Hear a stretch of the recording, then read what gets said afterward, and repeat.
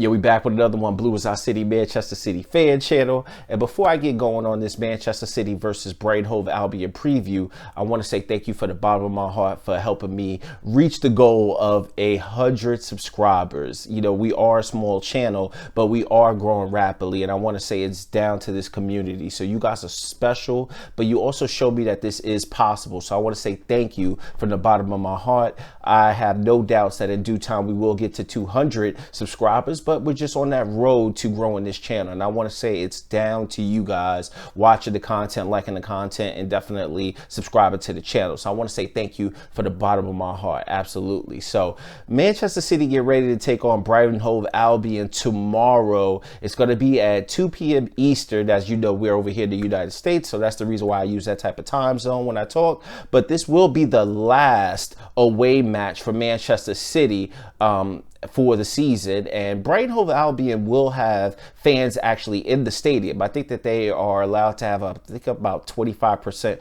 capacity, if I'm not mistaken there. But Manchester City will be going for our 13th away win in a row, and that number 13 is considered unlucky by some, but you know, it is an opportunity for us to continue this winning form as we get ready to take on Chelsea in the Champions League final. But coming into this match, the 2020-2021 champions are standing strong, where Brighton Hove Albion currently is in 17th place, if I'm not mistaken.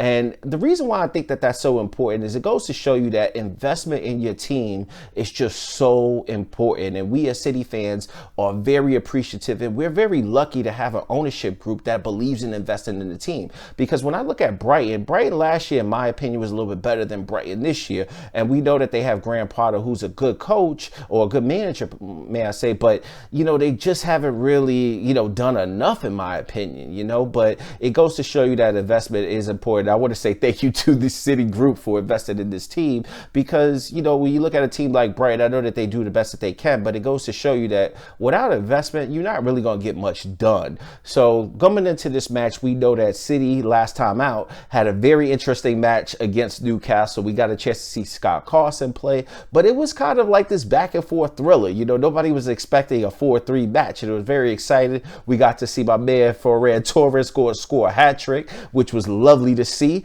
And then when you look at Brighton's form, on the other hand, I think that over the last 5 games, if I'm not mistaken, I try to do this off the head as much as possible, but I think that over their last 5 games, they won 1, they're drawn 2 games, and then they lost 2.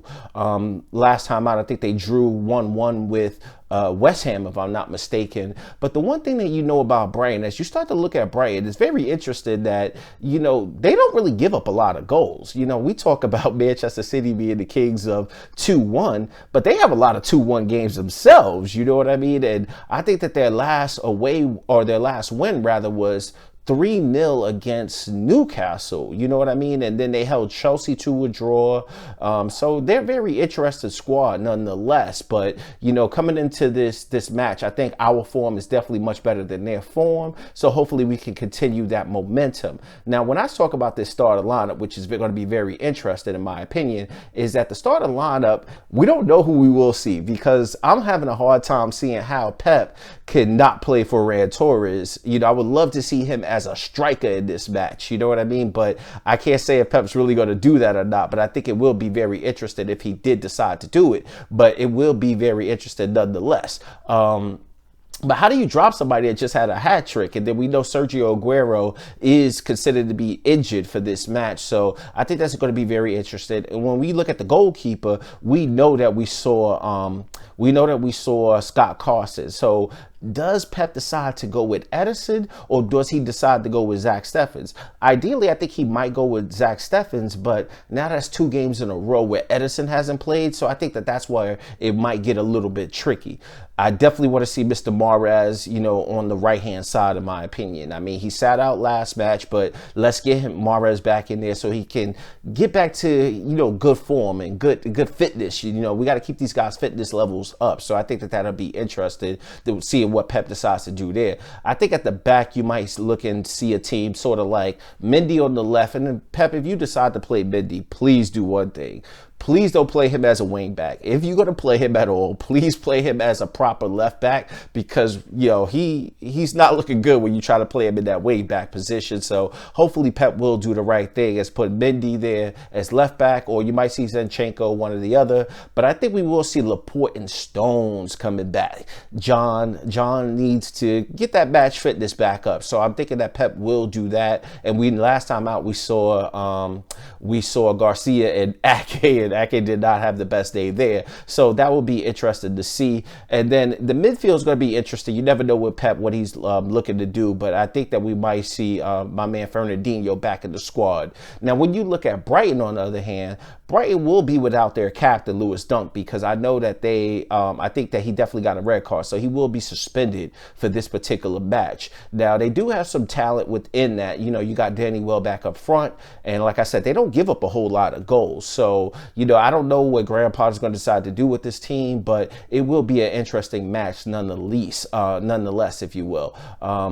They have another interesting talent in midfield, but I don't really know how to say his name, so I don't want to butcher his name up. No disrespect to you, Hobie, but I don't want to, you know, just jack up his name like that. But the most important thing is I definitely want to see if we can continue our winning form. Now, it would be lovely to see if Pep is going to continue. We know we saw Garcia play in the last match, but I don't know if Pep is going to say, yo, I'm going to put Cole Palmer in there, because we saw Cole Palmer be on the bench for the last match. But I think if the game was just a little bit more City's favor, we would have got a chance to see Cole Palmer.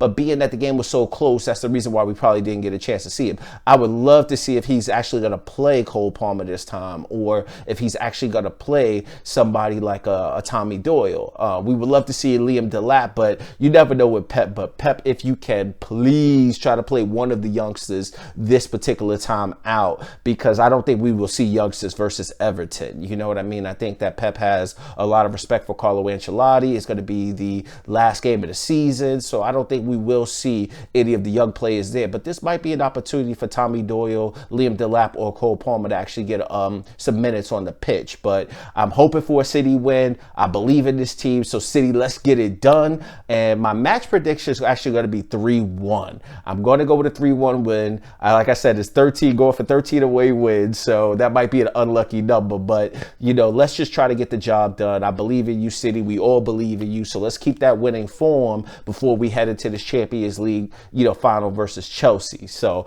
I definitely will see you guys tomorrow after the match, where I'll be doing the match reaction. But until then, I want to say peace and much love, and thank you for subscribing to the channel. If you're digging the content, you know, definitely hit that like button. Feel free to subscribe to the channel if you're new around here. But next time, it will be the match reaction. Blue is our city. I'm out. Peace.